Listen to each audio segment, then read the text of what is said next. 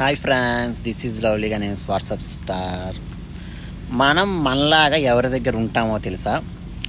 మనం మనలాగా ఉండేది మన మనసుకి ఎవరైతే నచ్చుతారో, మనల్ని ఎవరైతే బాగా అర్థం చేసుకుంటారో వాళ్ళ దగ్గరే మనం మనలాగా ఉంటాం, మనం మనలా మాట్లాడతాం.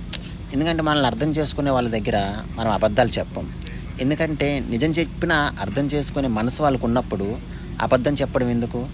సో అర్థం చేసుకునే వాళ్ళ దగ్గర మనం అబద్ధాలు చెప్పం, వాళ్ళ దగ్గర మోసాలు చెయ్యం, వాళ్ళ దగ్గర ఏ విషయం దాచం.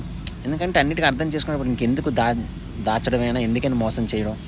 సో ఇవేమీ లేనప్పుడు వాళ్ళ దగ్గర మనం మనలా ఉంటాం, మనం మనలాగే మాట్లాడతాం.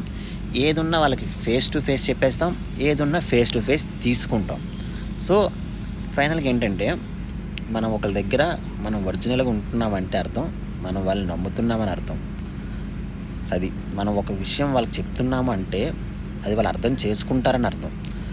సో అలా అర్థం చేసుకున్న వాళ్ళ దగ్గరే మనం మనలాగా ట్రూగా, రియల్గా, ఫేక్ లేకుండా ఉంటాం.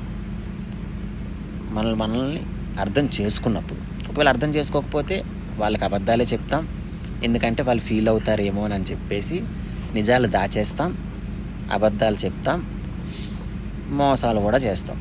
So that is not real relationship. ఎప్పుడైతే మన అబద్ధాలు చెప్పకుండా నిజాలే చెప్పి ఉంటుందో that is the real relationship. అది ఏదైనా కానివ్వండి, ఫ్రెండ్షిప్ కానివ్వండి, లవ్ కానివ్వండి, వాట్ ఎవర్ ఇట్ ఈస్, ఏదైనా కానివ్వండి, దట్ ఈజ్ జెన్యూన్ రిలేషన్షిప్. అబద్ధాలు, మోసాలు ఉన్నాయంటే అది ఫేక్, అంతే.